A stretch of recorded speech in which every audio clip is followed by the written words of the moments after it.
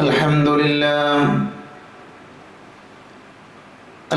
لله الواحد الأحد الفرد الصمد الذي لم يلد ولم يولد ولم يكن له كفوا أحد أحمده حمدا بلا أحد أشهد أن لا إله إلا الله وحده لا شريك له وأشهد أن محمدا عبده ورسوله اللهم صل على محمد وعلى آل محمد كما صليت على إبراهيم وعلى آل إبراهيم إنك حميد مجيد اللهم بارك على محمد وعلى آل محمد كما باركت على إبراهيم وعلى آل إبراهيم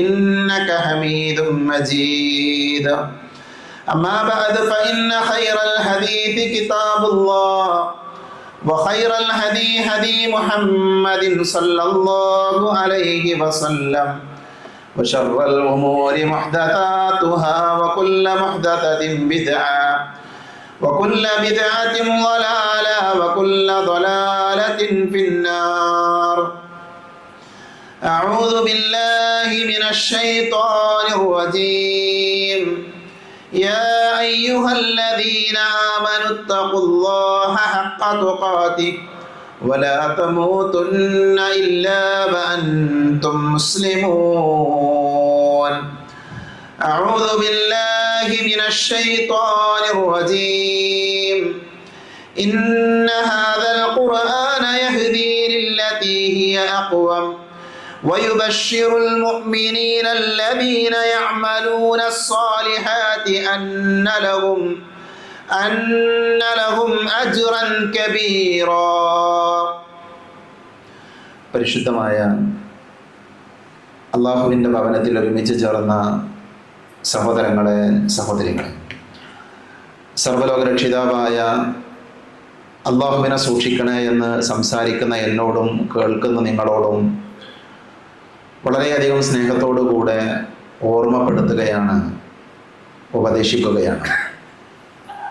മുഹമ്മദ് നബി സല്ലല്ലാഹു അലൈഹി വസല്ലം പരിശുദ്ധമായ മക്കയിൽ നിന്ന് ഹിജ്റ പോകാൻ സ്വഹാബികൾക്ക് അനുവാദം കൊടുത്ത ചരിത്രം നമുക്ക് വായിക്കാൻ സാധിക്കും. മക്കയിൽ പരിശുദ്ധമായ ദീനനുസരിച്ചുകൊണ്ട് ജീവിക്കാൻ സാധിക്കാതെ വന്നപ്പോൾ പ്രവാചകൻ സല്ലല്ലാഹു അലൈഹി വസല്ലമ ചില നാടുകളിലേക്ക് ചില ആളുകൾക്ക് യാത്ര പോകാൻ, ഹിജ്റ പോകാൻ, മതമനുസരിച്ച് ജീവിക്കാൻ സാധ്യമാകുന്ന പ്രദേശങ്ങളിലേക്ക് പോകാനുള്ള അനുവാദമാണ് കൊടുത്തത്. പല ആളുകളും ഹിജ്റ പോയി. ഹിജ്റ പോയ ആളുകളുടെ കൂട്ടത്തിൽ മഹാനായ അബൂബക്കർ സിദ്ദീഖ് റളിയല്ലാഹു അൻഹുവിനും നബി സല്ലല്ലാഹു അലൈഹി വസല്ലമ അനുവാദം കൊടുത്തു. അദ്ദേഹം മക്കയിൽ നിന്ന് മറ്റൊരു നാട്ടിലേക്കുള്ള ഹിജ്റ ആരംഭിച്ചു, യാത്ര ആരംഭിച്ചു. മദീനയിലേക്കുള്ള ഹിജ്റയല്ല. അദ്ദേഹം യാത്ര തുടങ്ങി. ആ യാത്രാ മധ്യേ ഇബ്നു ദുഗന്ന എന്ന് പേരുള്ള ഒരു മനുഷ്യനെ കാണുന്നുണ്ട്. മക്കയിലെ പ്രസിദ്ധനായ പ്രമുഖനായ വ്യക്തിയാണ് അദ്ദേഹം. ഇബ്നു ദുഗന്ന അബൂബക്കർ റളിയല്ലാഹു അൻഹുവിനോട് ചോദിക്കുന്നുണ്ട്, നിങ്ങൾ എങ്ങോട്ടാണ് പോകുന്നത്? കണ്ടിട്ടൊരു യാത്രയുടെ അടയാളമുണ്ടല്ലോ, എങ്ങോട്ടാണ് നിങ്ങളുടെ പോക്ക്? യാത്ര എങ്ങോട്ടാണ്?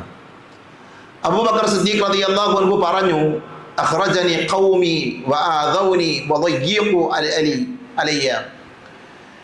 എൻ്റെ നാട്ടുകാർ എന്നെ ഈ നാട്ടിൽ നിന്ന് പുറത്താക്കിയിരിക്കുകയാണ്. ഈ നാട്ടിൽ എനിക്ക് എൻ്റെ ആദർശം സ്വീകരിച്ചുകൊണ്ട് ജീവിക്കാൻ സാധ്യമല്ല. അവരെന്നെ പ്രയാസപ്പെടുത്തുകയാണ്, അവരെന്നെ ബുദ്ധിമുട്ടിക്കുകയാണ്. അതുകൊണ്ട് തന്നെ ഈ നാട്ടിൽ നിന്ന് ഞാൻ എൻ്റെ ദീനനുസരിച്ച് ജീവിക്കാൻ സാധ്യമാകുന്ന ഒരു നാട്ടിലേക്കുള്ള യാത്രയിലാണ്. ആ വാചകം കേട്ട ഉടനെ അബൂബക്കർ റളിയല്ലാഹു അൻഹുവിനോട് ഇബ്നു ദുഗന്ന പറഞ്ഞ ചില വാചകങ്ങളാണ്. അദ്ദേഹം പറഞ്ഞു, ഫവല്ലാഹി ഇന്നക ലതുസയ്യിനുൽ അശീറ. അല്ലാഹുവാണ് സത്യം, താങ്കൾ മനോഹരമായി ബന്ധം കാത്തു സൂക്ഷിക്കുന്നയാളാണ്. അതേപോലെ തന്നെ പ്രയാസങ്ങൾ അനുഭവിക്കുന്ന, ബുദ്ധിമുട്ടുകൾ അനുഭവിക്കുന്ന ആളുകളെ പരിചരിക്കുന്ന, അവരെ ചേർത്ത് പിടിക്കുന്ന, അവരെ സഹായിക്കുന്നയാളാണ്. നന്മകൾ കൽപ്പിക്കുകയും തിന്മകളിൽ നിന്ന് മാറി നിൽക്കുകയും ചെയ്യുന്നയാളാണ്. അതുകൊണ്ട് തന്നെ നിങ്ങൾ ഒരിക്കലും ഈ നാട് വിട്ടു പോകാൻ പാടില്ല. നിങ്ങളെപ്പോലെ നല്ല സ്വഭാവത്തിൻ്റെ ഉടമയായ നല്ല മനുഷ്യരായ ആളുകൾ ഈ നാട് വിട്ടുപോയാൽ അത് ഈ നാടിന് വലിയ നഷ്ടമാണ്. അതുകൊണ്ട് തന്നെ നിങ്ങൾ എൻ്റെ സംരക്ഷണത്തിലാണ്. ഞാൻ നിങ്ങൾക്ക് സംരക്ഷണത്തിൻ്റെ കവചമൊരുക്കും. നിങ്ങളെ ആരും ഉപദ്രവിക്കുകയില്ല. നിങ്ങൾ ഈ നാട്ടിലേക്ക് തന്നെ, നിങ്ങളുടെ വീട്ടിലേക്ക് തന്നെ മടങ്ങി വരിക. നിങ്ങളെ ആർക്കും ഉപദ്രവിക്കാൻ സാധ്യമല്ല എന്ന് അദ്ദേഹം പറഞ്ഞ് അബൂബക്കർ റളിയല്ലാഹു അൻഹുവിനെ മടക്കി കൊണ്ടുവരുന്ന സുന്ദരമായ ഒരു ചരിത്രം നമുക്ക് വായിക്കാൻ സാധിക്കും. ഈ ചരിത്രം അറിയാത്തവരല്ല എൻ്റെ മുൻപിലിരിക്കുന്ന ആളുകൾ, പലതവണ കേട്ട ആളുകളാണ്. സഹോദരങ്ങളെ, അബൂബക്കർ റളിയല്ലാഹു അൻഹുവിനെ മക്കയിലേക്ക് തന്നെ മടക്കി കൊണ്ടുവരാനുള്ള കാരണം എന്താണ്?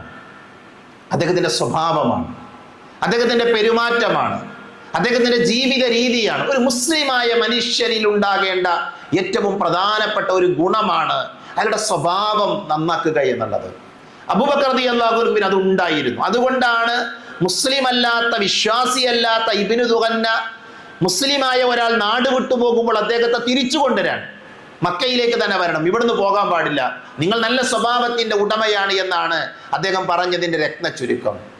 റസൂലുള്ളാഹി സ്വല്ലല്ലാഹു അലൈഹി വസല്ലമയെ കുറിച്ച് വിശുദ്ധ ഖുർആനിൽ അല്ലാഹു പറഞ്ഞത് വഇന്നക ലഅലാ ഖുലുഖിൻ അലീം, താങ്കൾ മഹത്തായ സ്വഭാവത്തിന്റെ ഉടമയാണെന്നാണ്. ഏറ്റവും നല്ല സ്വഭാവത്തിന്റെ ഉടമയാണ്. റസൂലുള്ളാഹി സ്വല്ലല്ലാഹി അലൈഹി വസല്ലം തന്നെ പഠിപ്പിച്ച ഹദീസ് അബൂ ഹുറൈറ റളിയല്ലാഹു അൻഹു ഉദ്ധരിക്കുന്നത് വായിക്കാൻ സാധിക്കും. ഇന്നമാ ബുഇസ്തു ലിഉതിമ്മിമ മകാരിമൽ അഖ്ലാഖ്, ഞാൻ നിയോഗിക്കപ്പെട്ടിരിക്കുന്നത്, എന്നെ അല്ലാഹു ഈ ഭൂമിയിലേക്ക് പറഞ്ഞയച്ചിരിക്കുന്നത് സൽ സ്വഭാവത്തിന്റെ പൂർത്തീകരണത്തിന് വേണ്ടിയാണ്. ഏറ്റവും നല്ല സ്വഭാവത്തിന്റെ ഉടമയാരാണ്? ലോകം കണ്ട ഏറ്റവും നല്ല സ്വഭാവത്തിന്റെ ഉടമ അത് മുഹമ്മദ് നബി സല്ലല്ലാഹു അലൈഹി വസല്ലമയാണ്.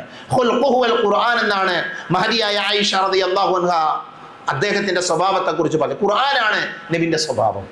അപ്പൊ ഞാൻ ഇന്നത്തെ ഹുത്തുബയിലൂടെ എൻ്റെ സഹോദരങ്ങളുടെ ശ്രദ്ധയിലേക്ക് കൊണ്ടുവരാൻ ആഗ്രഹിക്കുന്നത്, നമ്മുടെയൊക്കെ മനസ്സിൽ ആഗ്രഹമാണ് നല്ല സ്വഭാവത്തിന്റെ ഉടമയാകണം. ആളുകൾ പലരെ കുറിച്ചും പറയും അയാൾ എന്തു നല്ല സ്വഭാവമാണ്, അയാൾ എന്തു നല്ലൊരു മനുഷ്യനാണ്. പ്രിയപ്പെട്ടവരെ, നമ്മളെക്കുറിച്ച് നമ്മുടെ ചുറ്റുപാടിൽ ജീവിക്കുന്ന, നമ്മുടെ വീട്ടിൽ കഴിയുന്ന ആളുകൾക്ക് പോലും അങ്ങനെ ഒരു അഭിപ്രായമല്ല. നമ്മുടെ സ്വന്തം ഭാര്യക്ക്, സ്വന്തം ഭർത്താവിന്, സ്വന്തം സഹോദരന്, അതേപോലെ തന്നെ മാതാപിതാക്കൾക്ക്, മക്കൾക്കൊന്നും നമ്മളെക്കുറിച്ച് ഒരു നല്ല സ്വഭാവത്തിന്റെ ഉടമയാണ് എൻ്റെ ബാപ്പ എന്ന് പറയാൻ, എൻ്റെ ഉമ്മ ഒരു നല്ല സ്വഭാവത്തിന്റെ ഉടമയാണ് എന്ന് പറയാൻ നമ്മുടെ മക്കൾക്ക് കഴിയൂ. ഒരുപക്ഷെ നമ്മൾ ഏറ്റവും മോശമായ രീതിയിൽ പെരുമാറുന്നത് നമ്മളുടെ ഏറ്റവും അടുത്ത ആളുകളോടായിരിക്കും. നമ്മുടെ ഭാര്യയോടായിരിക്കാം, ഭർത്താവിനോടായിരിക്കാം, അതേപോലെ തന്നെ മാതാപിതാക്കളോടായിരിക്കാം. ഒരു വിശ്വാസിയുടെ ജീവിതത്തിൽ അവൻ ഏറ്റവും നന്നായി പെരുമാറേണ്ടത് അവൻ്റെ ഏറ്റവും അടുത്ത ആളുകളോടാണ്. അതുകൊണ്ട് തന്നെ നമ്മുടെ സ്വഭാവം നന്നാക്കുക എന്നുള്ളത് പ്രത്യേകം നമ്മൾ ശ്രദ്ധിക്കേണ്ട കാര്യമാണ്. മഹാനായ റസൂലുള്ളാഹി സ്വല്ലല്ലാഹി അലൈഹി വസല്ലം പറഞ്ഞൊരു വാചകം നമുക്കേറെ പ്രതീക്ഷ നൽകുന്ന കാര്യമാണ്. ചില ആൾക്കാർ പറയും ഞാൻ ചെറുപ്പം മുതൽ ഇങ്ങനെ തന്നെയാണ്, എൻ്റെ സ്വഭാവം ഇനി മാറ്റാൻ പറ്റില്ല. അത് നമ്മൾ കളവ് പറയുന്നതാണ്. പ്രവാചകന്റെ അധ്യാപനം എന്താ? റസൂലുള്ളാഹി പറയുന്നത് വിചാരിച്ചാൽ സ്വഭാവം നന്നാക്കാൻ പറ്റുന്നതാണ്. ഇന്നമൽ ഇൽമു ബിത്തഅല്ലും, ഒരാൾ പണ്ഡിതനാകുന്നത് എങ്ങനെയാണ്, അറിവുള്ള ആളാകുന്നത് എങ്ങനെയാണ്? അയാൾ പഠിക്കുന്നതിലൂടെയാണ്. അയാൾ അറിവുകൾ അന്വേഷിക്കുന്നതിലൂടെ, അറിവുകൾ നേടിയെടുക്കുന്നതിലൂടെ അയാൾക്ക് ആലിമാകാൻ, വിവരമുള്ള ആളാകാൻ സാധിക്കും. അത് ഖുർആൻ സുന്നത്ത് മാത്രമല്ല, ഏത് മേഖലയായാലും ശരി അല്ലേ. പല ചർച്ചകളിലൊക്കെ പങ്കെടുക്കുന്ന ആളുകളുടെ അറിവ് വളരെ വളരെ വലുതാണ്. ഇത് പഠിച്ചിട്ട് അവർ നേടുന്നത്. ഭൗതികമായ കാര്യങ്ങൾ അറിവ് നേടുന്ന ആളുകളുണ്ട്, വലിയ വലിയ ആളുകളെ നമുക്കറിയാം. അവരൊക്കെ നന്നായി വായിച്ചും പഠിച്ചും ഗവേഷണം നടത്തിയും അറിവുള്ള ആളുകളാകുന്നു. അപ്പൊ നോക്കൂ നിങ്ങൾ, ഒരാൾ അറിവുള്ള ആകുന്നതിന്റെ പിന്നിൽ ഒരു അധ്വാനമുണ്ട്. അയാൾ പരിശ്രമിക്കണം, വായിക്കണം, അതേപോലെ തന്നെ അന്വേഷിക്കണം, ഉറക്കം ഒഴിവാക്കേണ്ടി വരും. അല്ലാഹുവിന്റെ റസൂൽ അടുത്ത വാചകം തരുക, ഇന്നമൽ ഇൽമു ബിത്തഅല്ലും, ഒരാൾ വിവേകിയാകുന്നത് അഥവാ നല്ല സ്വഭാവത്തിന്റെ ഉടമയാകുന്നത് ആ വിവേകം കാണിച്ചുകൊണ്ടാണെന്ന്. അഥവാ അറിവ് നേടുന്നത് പോലെ, അറിവുള്ള ആളാകാൻ അറിവിന് വേണ്ടി പരിശ്രമിക്കുന്നത് പോലെ സ്വഭാവം നന്നാക്കാൻ നാം പരിശ്രമിച്ചാൽ നമ്മുടെ സ്വഭാവം നന്നാക്കിയെടുക്കാൻ സാധിക്കുമെന്നാണ് പ്രവാചകൻ സല്ലല്ലാഹു അലൈഹി വസല്ലം നമ്മളെ പഠിപ്പിച്ചത്. അതുകൊണ്ട് തന്നെ എൻ്റെ സ്വഭാവം നന്നാക്കാൻ പറ്റൂല എന്ന് നമ്മൾ ആരും പറയാൻ പറ്റൂല. നമുക്കൊക്കെ നമ്മുടെ സ്വഭാവം നന്നാക്കാൻ പറ്റും. നമ്മുടെ സ്വഭാവത്തിൽ ഒരു മോശമായ വശമുണ്ട് എങ്കിൽ അത് തിരുത്താൻ പറ്റും. അപ്പൊ ആ ചിന്ത നമുക്കുണ്ടാകണം. എൻ്റെ സ്വഭാവത്തിലെ ന്യൂനത എന്താണ്? അത് വേറെ ഒരാൾ എനിക്ക് പറഞ്ഞു തരേണ്ട ആവശ്യമില്ല, ഞാൻ തന്നെ സ്വയം പരിശോധിച്ചാൽ മനസ്സിലാക്കാൻ പറ്റും അല്ലേ. ഒരു കണ്ണാടിയുടെ മുന്നിൽ പോയി നിന്ന് നമ്മൾ നമ്മളോട് തന്നെ ചോദിച്ചു നോക്കൂ, ഞാൻ തിരുത്തേണ്ട കാര്യങ്ങൾ എന്തൊക്കെയാണ്? എൻ്റെ ജീവിതത്തിൽ ഞാൻ മാറ്റം വരുത്തേണ്ട കാര്യങ്ങൾ എന്തൊക്കെയാണ്? നമുക്ക് സ്വയം പറയാൻ സാധിക്കും, എൻ്റെ ഇന്ന സ്വഭാവം ശരിയല്ല, എൻ്റെ ഇന്ന ശൈലി ശരിയല്ല, എൻ്റെ ഇന്ന വാക്കുകൾ ശരിയല്ല. അതുകൊണ്ട് തന്നെ സ്വയം തിരുത്താൻ നമ്മൾ തയ്യാറാണെങ്കിൽ നല്ല സ്വഭാവത്തിന്റെ ഉടമകളാകാൻ നമുക്ക് പറ്റുമെന്നാണ് പരിശുദ്ധ ഇസ്ലാം വളരെ കൃത്യമായി നമ്മളെ പഠിപ്പിക്കുന്നത്. മഹാനായ അലി ഇബ്നു അബീ ത്വാലിബ് റളിയല്ലാഹു അൻഹു പറഞ്ഞൊരു വാചകമുണ്ട്. അദ്ദേഹം പറഞ്ഞു, ഹുസ്നുൽ ഖുൽഖ് ഫീ സലാത്തി ഖിസാലിൻ. 3 കാര്യങ്ങളിലൂടെ സൽ സ്വഭാവം നേടിയെടുക്കാൻ സാധിക്കുന്നതാണ്. 3 കാര്യങ്ങൾ. അപ്പൊ അത് ശ്രദ്ധിച്ചാൽ മതി. നമ്മുടെ ജീവിതത്തിലേക്ക് ഈ 3 കാര്യങ്ങളെ കൊണ്ടുവന്നാൽ, ഈ 3 കാര്യങ്ങൾ നമ്മൾ ശ്രദ്ധിച്ചാൽ നമുക്ക് ആരാകാൻ പറ്റും? നല്ല സ്വഭാവത്തിന്റെ ഉടമയാകാൻ പറ്റും. ഒന്നെന്താ? അദ്ദേഹം പറഞ്ഞു, ജിത്തിനാബുൽ മഹാരിം, ഹറാമുകൾ വെടിയുക എന്നുള്ളത് സൽ സ്വഭാവത്തിന് ഒന്നാമത്തെ അടയാളാണ്. നിഷിദ്ധമായ കാര്യങ്ങളോട് വിട പറയാം. അപ്പൊ തന്നെ മനസ്സ് പറയുന്നുണ്ട്, നമുക്കറിയാം നമ്മൾ ചെയ്യുന്ന ഹറാമുകൾ എന്താണ്, നമുക്ക് നന്നായിട്ട് അറിയാം അല്ലേ? നമ്മൾ ചെയ്യുന്ന ഹറാമുകൾ വേറെ ആരെങ്കിലും പറഞ്ഞു തരുന്നോ? നമുക്ക് സ്വയം അറിയാം. എൻ്റെ ജീവിതത്തിൽ സംഭവിക്കുന്ന ഹറാമുകൾ എന്തൊക്കെയാണ്. ഹറാമാണ് എന്ന് അറിഞ്ഞിട്ടും ചെയ്യുന്ന ആൾക്കാരുണ്ട്. ഇത് ഹറാമാണെന്ന് അറിയാം, ഇത് ഹറാമാണ്, ഞാൻ ഈ ചെയ്യുന്ന കാര്യം ഹറാമാണെന്ന് കൃത്യമായി ബോധമുണ്ട്, എന്നാലും നമ്മൾ ചെയ്യും. അതെന്നാണോ ഒഴിവാക്കുന്നത് അന്ന് അയാൾക്ക് സൽ സ്വഭാവിയാക്കാൻ പറ്റും, സാധിക്കും. അതേപോലെ തന്നെ ഫത്തലബുൽ ഹലാൽ, ഹലാലായത് മാത്രം സ്വീകരിക്കണം, ഹലാലായത് തേടണം. പ്രിയപ്പെട്ടവരെ, നമ്മുടെ സമ്പത്തിലും നമ്മുടെ ജീവിതത്തിലും ഹലാലുകൾ മാത്രം കൊണ്ടുവന്ന് നോക്കൂ നിങ്ങൾ. ഹറാമായ ഒന്നുമില്ല, ഹലാല് മാത്രമാണ് എങ്കിൽ നമ്മൾ സൽ സ്വഭാവിയാണ്. അതാണ് മഹാനായ അലി ഇബ്നു അബീ ത്വാലിബ് റളിയല്ലാഹു പറഞ്ഞത്. അതേപോലെ അദ്ദേഹം പറഞ്ഞു, കുടുംബത്തിന് വിശാലത നൽകണം. കുടുംബത്തെ ഇടങ്ങാറാക്കാൻ പാടില്ല. ഭർത്താവിനെ ഇടങ്ങാറാക്കുന്ന ഭാര്യ സൽ സ്വഭാവിയല്ല. ഭാര്യയെ പ്രയാസപ്പെടുത്തുന്ന ഭർത്താവ് സൽ സ്വഭാവിയല്ല. മക്കൾക്ക് ബുദ്ധിമുട്ട് കൊടുക്കുന്ന ഭർത്താവ് സൽ സ്വഭാവിയല്ല. നമ്മുടെ കഴിവിനനുസരിച്ച് അവർക്ക് വിശാലത നൽകണം. അവരെ പരിഗണിക്കുന്ന, അവരോട് നന്നായി പെരുമാറുന്ന കുടുംബനാഥനും ഉമ്മയും ബാപ്പയും ഒക്കെ ആകാൻ നമുക്ക് പറ്റണം. അത് സൽ സ്വഭാവത്തിന്റെ അടയാളമാണ്, സൽ സ്വഭാവം ലഭിക്കാനുള്ള വഴിയാണ് എന്നാണ് മഹാനായ അലി ഇബ്നു അബീ ത്വാലിബ് റളിയല്ലാഹു അൻഹു പറയുന്നത്. സൽ സ്വഭാവത്തിന്റെ അസ്ൽ, ഒരു സൽ സ്വഭാവിയുടെ അടിസ്ഥാനം 4 കാര്യങ്ങളാണ്. ഒരു സൽ സ്വഭാവിയിൽ ഇനി ഞാൻ പറയാൻ പോകുന്ന 4 കാര്യങ്ങൾ ഉണ്ടാകും. അതുണ്ടെങ്കിൽ ഈ ഇരിക്കുന്ന ഓരോ ആളുകൾക്കും പറയാം, ഞാൻ സൽ സ്വഭാവിയാണ്. ഞാൻ പറയാൻ പോകുന്നതിൽ കുറവുണ്ടെങ്കിൽ, അപൂർണതയുണ്ടെങ്കിൽ, നമ്മുടെ സ്വഭാവത്തിലും പ്രശ്നമുണ്ട്, നമുക്ക് സ്വയം മനസ്സിലാക്കിയാൽ മതി. ഇത് എന്നെ കുറിച്ചാണ് എന്ന് ആർക്കെങ്കിലും തോന്നുന്നുണ്ടെങ്കിൽ നമുക്ക് അങ്ങനെ സ്വയം വിലയിരുത്താം, എന്ന് നമുക്ക് തിരുത്താൻ ശ്രമിക്കാം. ഒന്നാമത്തെ കാര്യം എന്താ? പണ്ഡിതന്മാർ പറഞ്ഞു, സൽ സ്വഭാവത്തിന്റെ അടിസ്ഥാനങ്ങളിൽ ഒന്നാമത്തെ ക്ഷമയാണ്. ക്ഷമിക്കാൻ പറ്റുന്നുണ്ടോ? അത് സൽ സ്വഭാവത്തിന്റെ അടയാളാണ്. എപ്പോഴാണ് ക്ഷമിക്കേണ്ടത്? എല്ലാം കഴിഞ്ഞിട്ടാ. ചില ആളുകൾ എന്തെങ്കിലും ഒരു പ്രശ്നം ഉണ്ടായാൽ എല്ലാ പ്രതികരണം നടത്തും, വൈകാരികമായി പ്രതികരിക്കും. വിശ്വാസി എന്ന് പറഞ്ഞാൽ ഇന്നമസ്സബ്റു ഇൻദ സദമത്തിൽ ഊലാദ, ക്ഷമ വേണ്ടത് ആദ്യഘട്ടത്തിലാണ്. സമ്പത്ത് കൊണ്ട് പരീക്ഷിക്കപ്പെടാം, രോഗം കൊണ്ട് പരീക്ഷിക്കപ്പെടാം, അതേപോലെ തന്നെ കോപം കൊണ്ട് പരീക്ഷിക്കപ്പെടാം, പല രീതിയിൽ അള്ളാഹു പരീക്ഷിക്കാം. അത്തരം സന്ദർഭങ്ങളിലൊക്കെ ക്ഷമിക്കുക എന്നുള്ളത് എന്താണ്? സൽ സ്വഭാവത്തിന്റെ അടയാളമാണ്. നമ്മുടെ വീട്ടിൽ തുടങ്ങിയാൽ മതി. നമ്മുടെ വീട്ടിൽ നമുക്ക് ക്ഷമിക്കാൻ പറ്റുന്നുണ്ടോ? പുറത്തുകൊന്നും പോകണ്ട, നമ്മുടെ വീടിന്റെ ഉള്ളിൽ ക്ഷമ അവലംബിക്കാൻ. നമ്മുടെ മക്കൾ നമുക്ക് ഇഷ്ടമില്ലാത്ത ചില കാര്യങ്ങൾ ചെയ്യുമ്പോൾ എങ്ങനെ നമ്മൾ പ്രതികരിക്കാറുള്ളത്? അവിടെ ക്ഷമ അവലംബിക്കാനും വേണ്ട രീതിയിൽ തിരുത്താനും നമുക്ക് പറ്റുന്നുണ്ട് എങ്കിൽ നമ്മൾ ആരാണ്? സൽ സ്വഭാവിയാണ്. രണ്ടാമത്തെ ഗുണം അഫുവാണ്, വിട്ടുവീഴ്ച ചെയ്യണം. സൽ സ്വഭാവികളുടെ അടയാളമാണ് മാപ്പ് കൊടുക്കുക എന്നുള്ളത്. മാപ്പ് കൊടുക്കുക. സഹോദരങ്ങളെ, പള്ളിയിൽ വന്നിരുന്ന് അല്ലെങ്കിൽ ജീവിതത്തിൽ ആരും അറിയാതെ അള്ളാഹുവിനോട് നമ്മൾ പ്രാർത്ഥിക്കുക, പടച്ചോനെ നീ എനിക്ക് പുറത്തു തരണേ അല്ലെ? ജീവിതത്തിൽ ഈ പ്രാർത്ഥന നിർവഹിക്കാത്ത ആരാ നമ്മുടെ കൂട്ടത്തിലുള്ളത്? അള്ളാഹുവേ നീ എനിക്ക് പുറത്തു തരണേ, മാപ്പ് നൽകണേ, എൻ്റെ പാപങ്ങൾ പൊറുക്കണേ എന്ന് നിരന്തരം പ്രാർത്ഥിക്കുന്ന ആൾക്കാരാണ് നമ്മൾ. എന്ന സഹോദരങ്ങളെ, നമ്മളോട് തെറ്റ് ചെയ്ത ഒരാൾ, നമ്മളെ പ്രയാസപ്പെടുത്തിയ ഒരാൾ, നമ്മളെ വേദനിപ്പിച്ച ഒരാൾ, അയാളോടുള്ള നമ്മുടെ സമീപനം എന്താ? ഞാൻ ഒരിക്കലും പുറത്തു തരില്ല, പരലോകത്ത് നിന്ന് കാണാമെന്ന്. ഇതാ നമ്മളിൽ പല ആളുകളുടെ ഈ സമീപനം. എങ്ങനെ നമ്മൾ നല്ല സ്വഭാവത്തിന്റെ ഉടമയാകുക? നമ്മൾ അള്ളാഹുവിനോട് പറയാം, പടച്ചോനെ എൻ്റെ ജീവിതത്തിൽ സംഭവിച്ച പാപങ്ങൾ നീ എനിക്ക് പുറത്തു തരണം, നമുക്ക് മാപ്പ് കിട്ടണം. പക്ഷെ നമ്മൾ മാപ്പ് കൊടുക്കാൻ റെഡിയാണോ? റമദാനിൽ പ്രത്യേകം പ്രാർത്ഥിക്കേണ്ട പ്രാർത്ഥന എന്താ? അല്ലാഹുമ്മ ഇന്നക അഫുവൻ തുഹിബ്ബുൽ അഫ്വ ഫഅഫു അന്നാ, അല്ലെങ്കിൽ ഫഅഫു അന്നി. അല്ലാഹുവേ നീ വിട്ടുവീഴ്ച ചെയ്യുന്നവനാണ്, നീ ഞങ്ങൾക്ക് വിട്ടുവീഴ്ച ചെയ്തു തരണേ. ആ വിട്ടുവീഴ്ച നമ്മളും കാണിക്കണം. അത് സൽ സ്വഭാവത്തിന്റെ അടയാളമാണ്. നമ്മളെ വേദനിപ്പിക്കുന്ന ആൾക്കാരുണ്ടാകും. മനുഷ്യന്മാരെന്ന് പറഞ്ഞാൽ വ്യത്യസ്ത തരമാണ്, വ്യത്യസ്ത രീതിയിലുള്ള ആൾക്കാരാണ്. ഒരു ബാപ്പാന്റെയും ഉമ്മാന്റെയും മക്കളല്ല, വിവിധ സ്വഭാവങ്ങൾ ഉണ്ടാകും. അതുകൊണ്ട് തന്നെ അഫ്വ് കാണിക്കാൻ, വിട്ടുവീഴ്ച കാണിക്കാൻ നമുക്ക് സാധിക്കണം. അതാണ് സൽ സ്വഭാവത്തിന്റെ രണ്ടാമത്തെ ഗുണമെന്ന് പറയുന്നത്. മൂന്നാമത്തത് ശുജാഅത്താണ്. ശുജാഅത്ത് എന്ന് പറഞ്ഞാൽ ധീരത കാണിക്കണം, ധീരനായിരിക്കണം. എന്താ ഈ ധീരത എന്ന് പറഞ്ഞാൽ? വാളെടുത്ത് പോരാടൽ മാത്രമൊന്നല്ല. ആദർശ രംഗത്ത് ധീരത ഉണ്ടാകണം, ആദർശ രംഗത്ത് വിട്ടുവീഴ്ച കാണിക്കാൻ പാടില്ല. പേടി കൂടാതെ അള്ളാന്റെ ദീന് പറയാൻ നമുക്ക് സാധിക്കണം. നമ്മുടെ വീട്ടിലൊരു തോന്നിവാസം നടക്കണം, അപ്പൊ നമ്മളിപ്പം ഈ സദസ്സിൽ ഇപ്പം ഞാനത് പറഞ്ഞാൽ എന്താ സംഭവിക്കുക എന്നാലോചിക്കുന്നുണ്ട് എങ്കിൽ അത് സൽസ്വഭാവിയുടെ അടയാളമല്ല.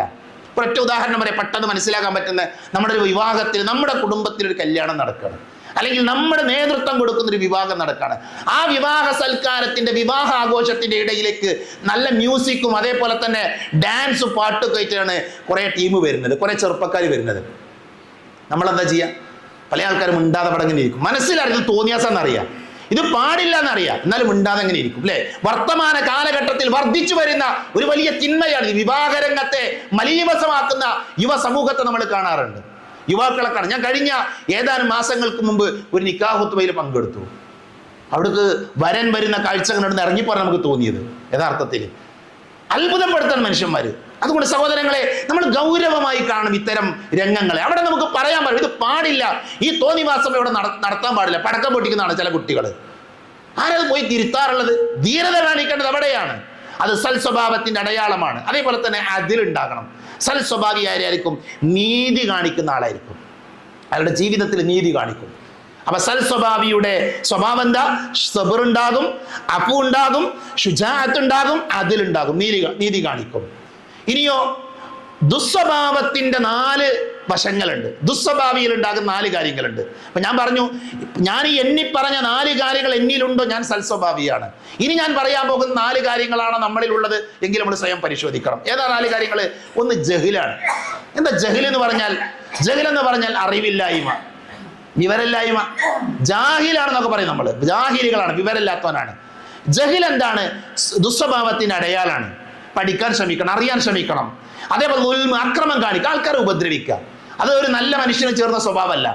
നാക്കുകൊണ്ടുള്ള ഉപദ്രവമുണ്ട്, കണ്ണുകൊണ്ടുള്ള ഉപദ്രവമുണ്ട് അല്ലേ? പല രീതിയിൽ ആൾക്കാർ, കൈ കൊണ്ടുള്ള ഉപദ്രവമുണ്ട്, പല രീതിയിൽ ആൾക്കാരെ മാനസികമായിക്കൊണ്ടുള്ള ഉപദ്രവമുണ്ട്. ചില ഭർത്താക്കന്മാർ മുണ്ടാതെ ജീവിക്കും, ഭാര്യമാരോടൊന്നും മുണ്ടൂല.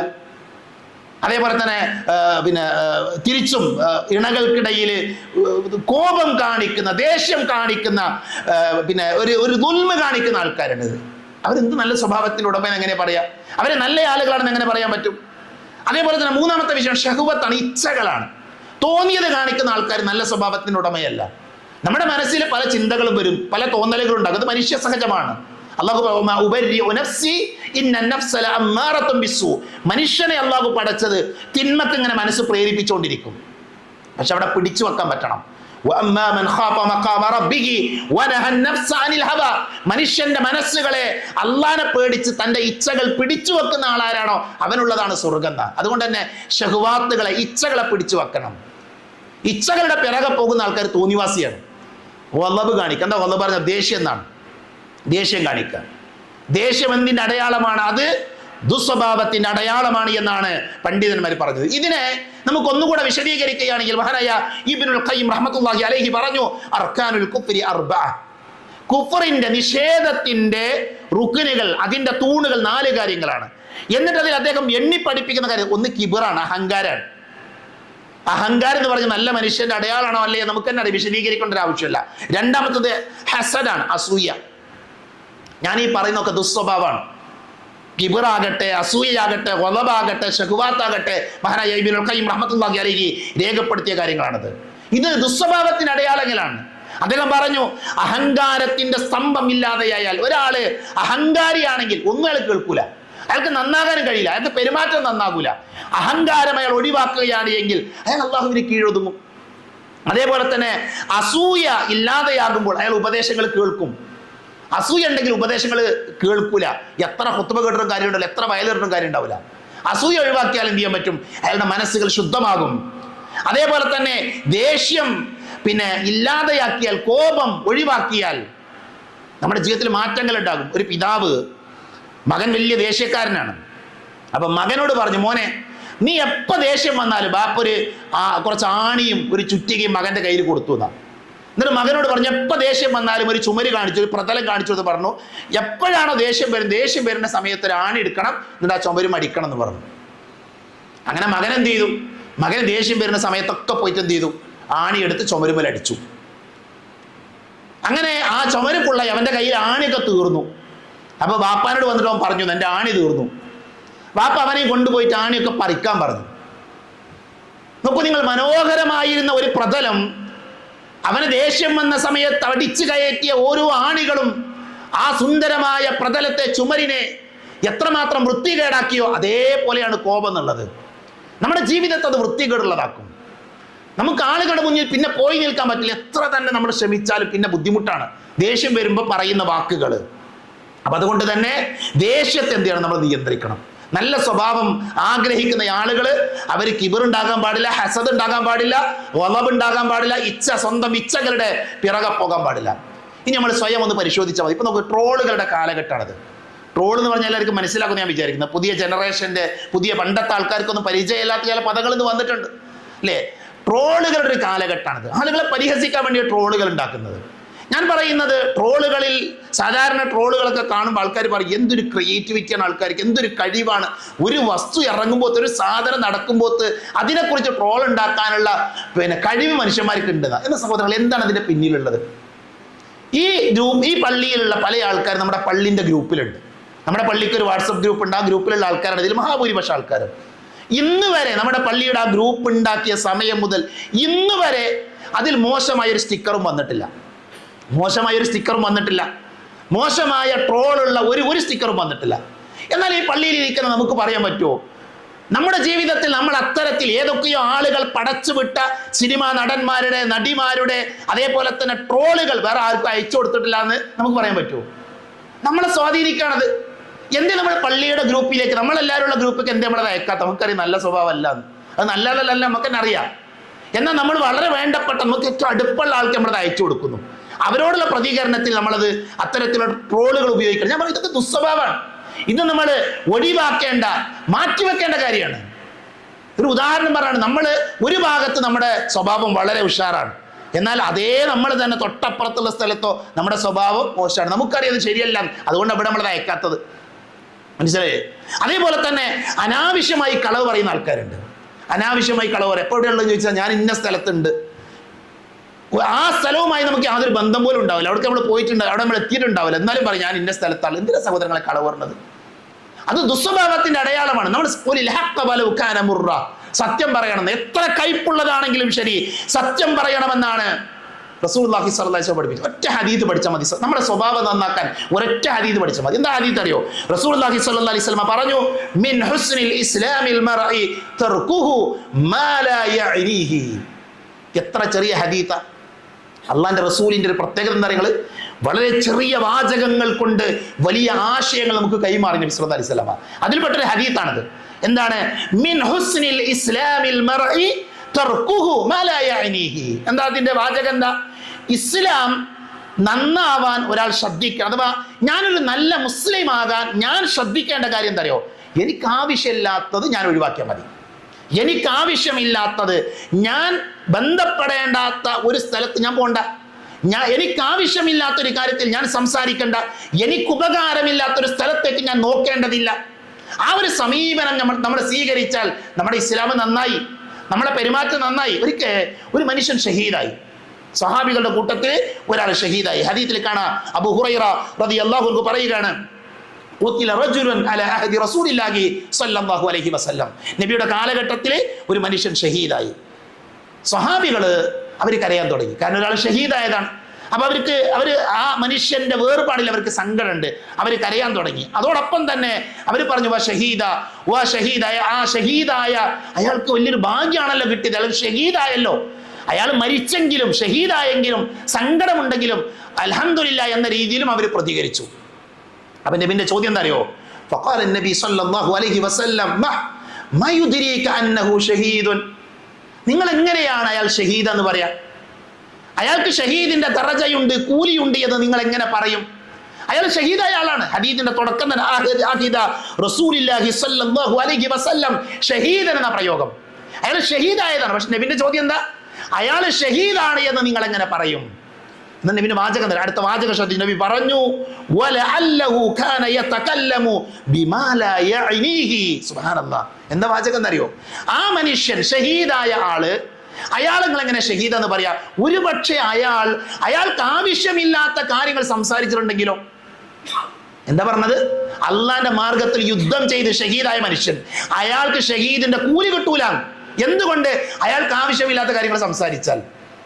പ്രിയപ്പെട്ടവരെ, നമ്മളൊക്കെ എന്തൊക്കെ സംസാരിക്കാറുള്ളത്? നമ്മുടെയൊക്കെ ജീവിതത്തിൽ നമ്മൾ എന്തൊക്കെയാണ് പറയാറുള്ളത്? അതുകൊണ്ട് തന്നെ നമ്മൾ ഒരിക്കലും എന്ത് ചെയ്യരുത്, നമുക്ക് ആവശ്യമുള്ള കാര്യങ്ങളിൽ മാത്രം ഒതുങ്ങി നിൽക്കുക. നമ്മളുമായി ബന്ധപ്പെടാത്ത കാര്യങ്ങൾ നമ്മൾ മാറി നിൽക്കുക. മഹാന്മാരായ പണ്ഡിതന്മാർ പറഞ്ഞത്, ആവശ്യമില്ലാത്ത കാര്യങ്ങളിൽ സംസാരിക്കുന്നത് അത് അയാളുടെ മതത്തിലെ കുറവാണ്. എല്ലാ കാര്യത്തിലും നമ്മൾ അഭിപ്രായം പറയേണ്ട, എല്ലാ കാര്യത്തിലും നമ്മൾ അഭിപ്രായം പറയേണ്ട ആവശ്യമില്ല. അത് മതത്തിന്റെ നുക്സാനാണ്, കുറവാണെന്ന പണ്ഡിതന്മാർ പറഞ്ഞത്. അള്ളാഹു അവനെ കൈയൊഴിഞ്ഞു എന്നതിന്റെ അടയാളമാണ് എന്താ? എല്ലാ കാര്യത്തിലും അഭിപ്രായം പറയുന്നുള്ളത് അള്ളാഹു സുബ്ഹാനഹു വ തആല അയാൾ ഒഴിവാക്കിക്കണി എന്നതിന്റെ അടയാളമാണ്. അള്ളാഹു നമ്മളെ കാത്തുരക്ഷിക്കുമാറാകട്ടെ.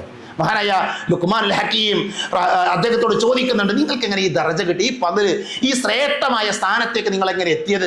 അദ്ദേഹം പറഞ്ഞത്, റസീദുൽ ഹദീദ്, ഞാൻ സത്യസന്ധത പാലിക്കും, ഞാൻ കളവ് പറയില്ല, ഞാൻ സത്യസന്ധനായിരുന്നു.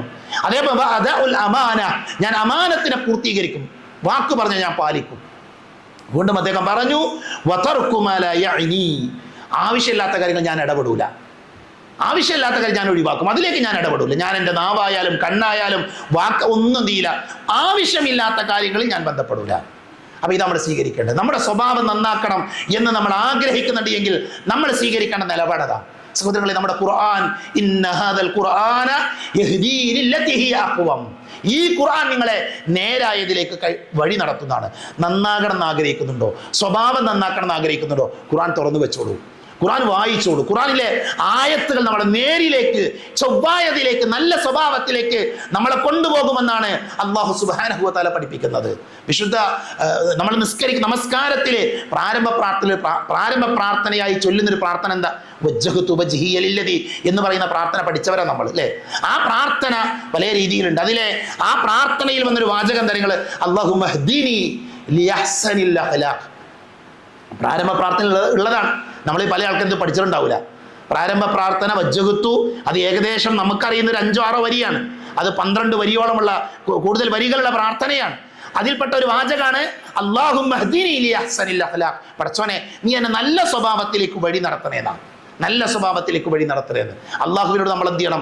നല്ല സ്വഭാവത്തിന്റെ ഉടമയാകാൻ വേണ്ടി നമ്മൾ പ്രാർത്ഥിക്കണം. നബി പ്രാർത്ഥിച്ചു, അല്ലാഹുമ്മ ഇന്നി അഊദു ബിക മിൻ മുൻകറാത്തിൽ അഖ്ലാഖി വൽ അഅമാലി വൽ അഹ്വാ. കാണാതെ പഠിക്കണം. അല്ലാഹുമ്മ ഇന്നി അഊദു ബിക മിൻ മുൻകറാത്തിൽ അഖ്ലാഖ്. പടച്ചോനെ, മോശമായ സ്വഭാവത്തിൽ നിന്ന് ഞാൻ നിന്നോട് കാവൽ ചോദിക്കുന്നു. പിന്നെയോ വൽ അഅമാൽ, മോശമായ പ്രവർത്തികൾ, വൽ അഹ്വാ, മോശമായ ഇച്ഛകൾ, അതിൽ നിന്ന് ഞാൻ നിന്നോട് കാവൽ ചോദിക്കുന്നു. അതുകൊണ്ട് തന്നെ നമ്മൾ സൽസ്വഭാവികളാകാൻ വേണ്ടി പരിശ്രമിക്കുക. സൽസ്വഭാവം നമ്മളെ സ്വർഗത്തിലേക്ക് എത്തിക്കും. നബിയോട് ചോദിക്കും, നബിയെ, ആളുകൾ കൂടുതൽ സ്വർഗത്തിൽ പ്രവേശിക്കാനുള്ള കാരണം എന്താ? അപ്പൊ നബി പറഞ്ഞു, തഖ്വല്ലാഹ്, അള്ളാഹനെ സൂക്ഷിച്ചത് കൊണ്ടാണ്. വഹുസ്നുൽ ഖുൽഖ്, സൽസ്വഭാവമാണെന്ന. സൽസ്വഭാവം എന്ത് ചെയ്യും? സ്വർഗത്തിലേക്ക് കൊണ്ടുപോകും. ആളുകൾ കൂടുതൽ നരകത്തിൽ പോകാനുള്ള കാരണം എന്താ? നബി പറഞ്ഞത് ഫമും ഫർജുമാണെന്ന. ഫമു എന്ന് പറഞ്ഞാൽ നമ്മുടെ നാവ്, ഫർജ് എന്ന് പറഞ്ഞാൽ ലൈംഗിക അവയവം. ഈ 2 അവയവങ്ങൾ കൊണ്ട് ആളുകൾ എന്ത് ചെയ്യും? കൂടുതൽ നരകത്തിലേക്ക് പോകുമെന്ന് റസൂലുള്ളാഹി നമ്മളെ പഠിപ്പിക്കണം. മഹാനായ സുഫ്യാൻ ബിൻ ഹുസൈൻ റഹിമഹുല്ലാഹ്, അദ്ദേഹം വലിയ പണ്ഡിതനാണ്. അദ്ദേഹം പറയാണ്, ദക്കർതു റജുലൻ ബിസുഅ ഇൻദ ഇയാസ് ബിൻ മുആവിയ. ഇയാസ് ബിൻ മുആവിയന്റെ സമീപത്ത് ഞാൻ ഉള്ള സമയത്ത് ഞാൻ ഒരാളെ കുറിച്ച് മോശമായി സംസാരിച്ചു. എൻ്റെ നാവ് കൊണ്ട് ഒരാളെ കുറിച്ച് മോശമായ രീതിയിൽ പറഞ്ഞു. ആ സമയത്ത് ഇയാസ് ബിൻ മുആവിയ ഫനളറ ഫീ വജ്ഹി, അയാളിന്റെ മുഖത്തേക്ക് ഇങ്ങനെ നോക്കിയെന്നാ. അദ്ദേഹം വലിയ പണ്ഡിതനാണ്. എന്നാൽ അദ്ദേഹം ചോദിച്ചു, റോമിനെതിരെ നീ യുദ്ധം ചെയ്തിട്ടുണ്ടോ? അപ്പൊ അയാൾ പറഞ്ഞു, ലാ, ഇല്ല. ഫഖുൽതു ലാ, ഞാൻ ഇല്ല എന്ന് പറഞ്ഞു. അപ്പൊ അദ്ദേഹം ചോദിച്ചു, ഫസ്സിന്ദ്, പാകിസ്ഥാനെതിരെ നീ യുദ്ധം ചെയ്തിട്ടുണ്ടോ? അപ്പോൾ പറഞ്ഞു, ഇല്ല, ഞാൻ യുദ്ധം ചെയ്തിട്ടില്ല. വൽ ഹിന്ദ്, ഇന്ത്യക്കെതിരെ നീ യുദ്ധം ചെയ്തിട്ടുണ്ടോ? അപ്പോൾ അദ്ദേഹം പറഞ്ഞു, ഇല്ല. തുർക്ക്, തുർക്കിക്കെതിരെ യുദ്ധം ചെയ്തിക്കണോ? ഇയാൾ എന്താ ചെയ്തത്? ഇയാൾക്ക് അറിയുന്ന ഒരു കൂട്ടുകാരനെ കുറിച്ച് ഒരു മോശമായ ഒരു അഭിപ്രായം പറഞ്ഞതാണ്, നാവോട് അഭിപ്രായം പറഞ്ഞത്. അപ്പോഴാണ് ആ പണ്ഡിതന്റെ ചോദ്യം, ഇന്ത്യക്കെതിരെ, പാകിസ്ഥാനെതിരെ, അതേപോലെ തുർക്കിക്കെതിരെ, റോമിനെതിരൊക്കെ നീ യുദ്ധം ചെയ്തിക്കണോ? അപ്പോൾ പറഞ്ഞില്ല, ഞാൻ അവർക്കെതിരെ നിന്ന് യുദ്ധം ചെയ്തിട്ടില്ല. ഉടനെ ഈ മഹാപണ്ഡിതൻ പറഞ്ഞ വാചകം തരയോ, ആ നാട്ടിലുള്ള ആളുകളൊക്കെ നിർഭയരാണ് നിന്റെ കാര്യത്തിൽ, നീ അവർക്കെതിരെ അവരെ ദ്രോഹിച്ചിട്ടില്ല, അവരെ ഉപദ്രവിച്ച്, ആ നിനക്ക് എങ്ങനെയാണ് നിന്റെ ഒരു സഹോദരനെ ദ്രോഹിക്കാൻ പറ്റുന്നത്? അവനെ വിമർശിച്ച്, അവനെ കുറ്റം പറഞ്ഞ്, നിന്റെ നാവ് കൊണ്ട് അവനെ നിനക്ക് എങ്ങനെ ഉപദ്രവിക്കാൻ പറ്റണമെന്ന ചോദ്യം.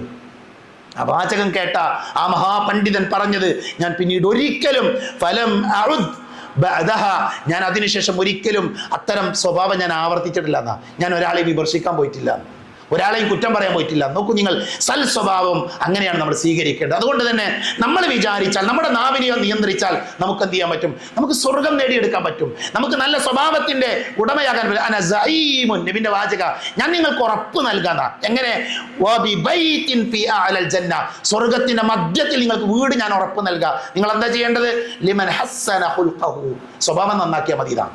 അപ്പൊ സ്വർഗത്തിന്റെ മധ്യത്തിൽ നല്ലൊരു വീട് കിട്ടും സ്വഭാവം നന്നാക്കിയാൽ. സ്വഭാവം നന്നാക്കുന്ന നല്ല ആളുകളുടെ കൂട്ടത്തിൽ അല്ലാഹു സുബ്ഹാനഹു വ തആല നമ്മെ എല്ലാവരെയും ഉൾപ്പെടുത്തി അനുഗ്രഹിക്കുമാറാകട്ടെ.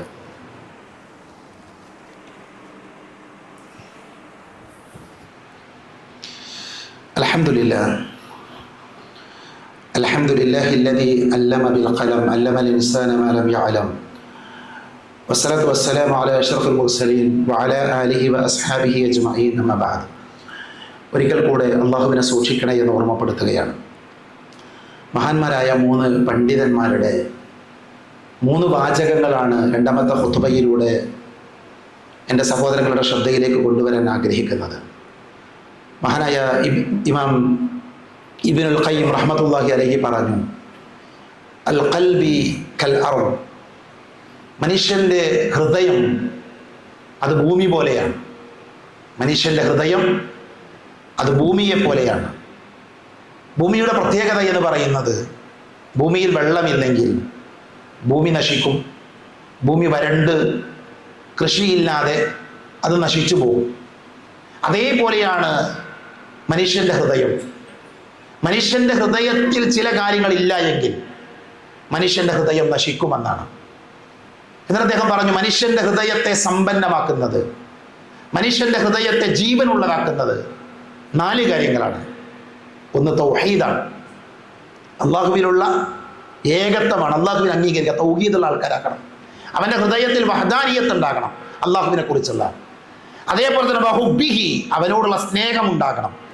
വദിക്രിഹി, അള്ളാഹുവിനെ ഓർക്കണം. വദുആഇഹി, അവനോട് പ്രാർത്ഥിക്കണം. അപ്പം ഒരു മനുഷ്യൻ്റെ മനസ്സിനെ സജീവമാക്കുന്നത്, ഒരു മനുഷ്യൻ്റെ മനസ്സിനെ മരിക്കാതെ, ഒരു മനുഷ്യൻ്റെ മനസ്സിനെ ചലനമുള്ളതാക്കുന്നത്, നിശ്ചലമാക്കാതിരിക്കുന്നത് ഒന്ന് തൗഹീദാണ്. ആ തൗഹീദിലുള്ള അഥവാ റബ്ബിനോടുള്ള സ്നേഹമാണ്. അതേപോലെ തന്നെ അവനെക്കുറിച്ചുള്ള അറിവാണ്, ദിക്റാണ്, ദുആയാണ്. തൗഹീദ് എന്ന് പറഞ്ഞാൽ അത് നിസ്സാരമായ കാര്യമല്ല. മഹാനായ ഇമാം ഇബ്നു ഹജർ അസ്ഖലാനി റഹ്മത്തുള്ളാഹി അലൈഹി പറയുന്നുണ്ട്, വഅന്ന അവ്വല മാ നസല മിനൽ ഖുർആൻ അദ്ദുആഉ ഇല തൗഹീദ്. ഖുർആനിൽ അള്ളാഹു ആദ്യമായി ഇറക്കിയത് എന്താ അറിയോ? ഖുർആനിൽ അള്ളാഹു ആദ്യമായി പറയുന്നത് തൗഹീദിലേക്കുള്ള ക്ഷണമാണ്, തൗഹീദിലേക്കുള്ള വിളിയാണ്. ആൾക്കാരെ തൗഹീദിലേക്കാണ് വിളിച്ചത്. കാരണം എന്താ? അങ്ങനെ വിളിക്കാനുള്ള കാരണം, മനുഷ്യരുടെ മനസ്സ് തൗഹീദിനാൽ മനസ്സ് സമാധാനമടയും. തൗഹീദ് ഉണ്ടെങ്കിലേ മനുഷ്യന്റെ മനസ്സിൽ സമാധാനം ഉണ്ടാവുള്ളൂ. ലാ ഇലാഹ ഇല്ലല്ലാഹ് അംഗീകരിക്കുമ്പോഴാണ് ഒരാൾക്ക് എന്ത് ചെയ്യുക? അയാളുടെ മനസ്സ് സ്വസ്ഥമാകുക. അല്ല വിധിക്കരില്ല തത്വമൈനുൽ ഖുലൂബ്, അള്ളാഹുവിനെ കുറിച്ചുള്ള സ്മരണ കൊണ്ട് മാത്രമേ നമ്മുടെ മനസ്സ് സ്വസ്ഥമാവുള്ളൂ. അപ്പൊ എന്തൊക്കെ അശാന്തി ഉണ്ടെങ്കിലും, എന്തൊക്കെ അസ്വസ്ഥതകൾ ഉണ്ടെങ്കിലും പരിഹാരം എന്താ? തൗഹീദ് ഉൾക്കൊള്ളുക എന്നുള്ളതാണ്, ഈമാനുള്ള ആളുകളാകുക എന്നുള്ളതാണ്.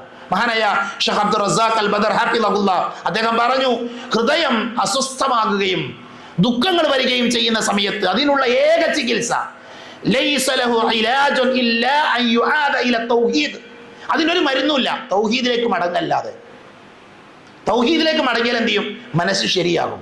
പ്രിയപ്പെട്ടവർ, ഞാൻ ഈ ഖുത്ബയിൽ, രണ്ടാമത്തെ ഖുത്ബയിൽ ഇത് പറയാനുള്ള കാരണം തൗഹീദിൽ നിന്ന് നമ്മളെ വ്യതിചലിപ്പിക്കാൻ, തൗഹീദിൽ നിന്ന് നമ്മളെ തെറ്റിക്കാൻ പല രീതിയിലുള്ള ശ്രമങ്ങൾ ലോകത്ത് നടക്കുന്നുണ്ട്. പല രീതിയിൽ അന്ധവിശ്വാസങ്ങളിലേക്കും അനാചാരങ്ങളിലേക്കും കുഫ്റിലേക്കും ഒക്കെ നമ്മളെ വഴി നടത്താൻ പല ആളുകളും പല രൂപത്തിൽ ശ്രമിക്കാറുണ്ട്. അതുകൊണ്ട് തന്നെ ആ ശിർക്കിന്റെ വഴികളെ നമ്മൾ മനസ്സിലാക്കണം. ആ ശിർക്കിന്റെ മാർഗങ്ങൾ ഏതൊക്കെയാണ് എന്ന് തിരിച്ചറിയണം. ജീവിതത്തിൽ ഒരിക്കൽ പോലും അത്തരം വഴികളിൽ ചെന്നുപെടാതെ ഈമാനുള്ള തൗഹീദുള്ള ആളുകളുടെ കൂട്ടത്തിൽ നമ്മൾ ഉൾപ്പെടണം. നൂഹ് നബിയുടെ ആളുകൾ, ആ കപ്പലിൽ കയറിയ ആൾക്കാരുണ്ടല്ലോ, അവരാരാ? ആ സഫീനത്ത് നൂഹ് നബിയുടെ കപ്പലിൽ കയറിയ രക്ഷയുടെ ആളുകളുണ്ടല്ലോ, അവരെ പോലെ നമ്മൾ ജീവിക്കണം. അവര് തൗഹീദുള്ള ആൾക്കാരായിരുന്നു. മൂസാ നബിയുടെ കൂടെ ആ വിശ്വാസം സ്വീകരിച്ച ആളുകളാണ് അവിടുന്ന് ഓടി രക്ഷപ്പെടുന്നത്. ആ ആളുകളുടെ പോലെയാകണം നമ്മൾ. വിശ്വാസമുള്ള ആളുകൾ, തൗഹീദുള്ള ആളുകൾ, ഈമാനുള്ള ആളുകൾ, ഷിർക്കിന്റെ അംശം ജീവിതത്തിൽ കലരാത്ത ആളുകൾ. അതുകൊണ്ട് അത് പഠിക്കാനും മനസ്സിലാക്കാനും പ്രത്യേകം സമയം കണ്ടെത്തണം. ഇൻഷാ അല്ലാഹ് നമ്മുടെ സമീപ പ്രദേശത്ത് പുറത്തിറങ്ങുമ്പോൾ നമുക്ക് അതിന്റെ പോസ്റ്റർ കാണാം. തൗഹീദുമായി ബന്ധപ്പെട്ട ഒരു വലിയ പ്രോഗ്രാം നടക്കുന്നുണ്ട്. ആ പ്രോഗ്രാമിൽ സാധിക്കുന്ന ആളുകളൊക്കെ പങ്കെടുക്കണമെന്ന് പ്രത്യേകം ഓർമ്മപ്പെടുത്തുകയാണ്. നമ്മുടെ സംശയങ്ങൾ തീർക്കാൻ, നമ്മുടെ ഖൽബ് ഈമാൻ കൊണ്ട് നിറക്കാൻ പറ്റുന്ന രീതിയിലുള്ള പ്രോഗ്രാമാണ്. ധാരാളം പണ്ഡിതന്മാർ പങ്കെടുക്കുന്ന, സംശയങ്ങൾ ദൂരീകരിക്കാൻ സാധിക്കുന്ന ഒരു നല്ല വേദിയായിരിക്കും. ആ വേദിയിൽ സാധിക്കുന്ന ആളുകളൊക്കെ പങ്കെടുക്കണമെന്ന് ഓർമ്മപ്പെടുത്തുകയാണ്. അല്ലാഹു സുബ്ഹാനഹു വ തആല തൗഹീദിൽ ജീവിച്ച് ലാ ഇലാഹ ഇല്ലല്ലാഹ് എന്ന കലിമ ചൊല്ലി മരിച്ച് അല്ലാഹുവിന്റെ അടുക്കൽ സ്വർഗ്ഗം നേടുന്ന നല്ല വിശ്വാസികളുടെ കൂട്ടത്തിൽ നമ്മളെ എല്ലാവരെയും ഉൾപ്പെടുത്തി അനുഗ്രഹിക്കുമാറാകട്ടെ. അറിഞ്ഞുമറിയാതെയും നമ്മുടെ ജീവിതത്തിൽ സംഭവിച്ചു പോയ ചെറുതും വലുതുമായ എല്ലാ തെറ്റുകുറ്റങ്ങളും അല്ലാഹു പുറത്തു മാപ്പാക്കി തരുമാറാകട്ടെ. രോഗം കൊണ്ട് ബുദ്ധിമുട്ടുന്നവരുടെ അല്ലാഹു ശിഫ നൽകുമാറാകട്ടെ. മരണപ്പെട്ടു പോയവരുടെ അല്ലാഹു മഗ്ഫിറത്ത് നൽകുമാറാകട്ടെ. ഗസയിൽ, പലസ്തീനിന്റെ മണ്ണിൽ നമ്മുടെ സഹോദരങ്ങൾ പലതരത്തിലുള്ള പ്രയാസങ്ങൾ അനുഭവിക്കുകയാണ്. അല്ലാഹു നമ്മുടെ സഹോദരങ്ങളുടെ പ്രയാസങ്ങൾ തീർത്തു കൊടുക്കുമാറാകട്ടെ. അല്ലാഹുവിന്റെ ബുദ്ധിമുട്ടുകൾ പരിഹരിച്ചു കൊടുക്കുമാറാകട്ടെ. ഗാസ ചിരിക്കുന്ന, ഫലസ്തീൻ പുഞ്ചിരിക്കുന്ന ഒരു നല്ല നാളെ വളരെ വേഗത്തിൽ അല്ലാഹു അവർക്ക് ഒരുക്കി കൊടുക്കുമാറാകട്ടെ. അല്ലാഹുമ്മ ഗഫിർ ലിൽ മുഅ്മിനീന വൽ മുഅ്മിനാത്ത് വൽ മുസ്ലിമീന വൽ മുസ്ലിമാത്ത് അൽഹയാ മിൻകും വൽ അംവാത്. അല്ലാഹുമ്മ അജിർനാ മിനൻ നാർ, അല്ലാഹുമ്മ അജിർനാ മിനൻ നാർ, അല്ലാഹുമ്മ അജിർനാ മിനൻ നാർ. റബ്ബനാ ആതിനാ ഫിദ് ദുനിയ ഹസന വഫിൽ ആഖിറതി ഹസനതൻ വഖിനാ അദാബൻ നാർ. ആമീൻ ആമീൻ ബിറഹ്മതിക യാ അർഹമർ റഹീമീൻ.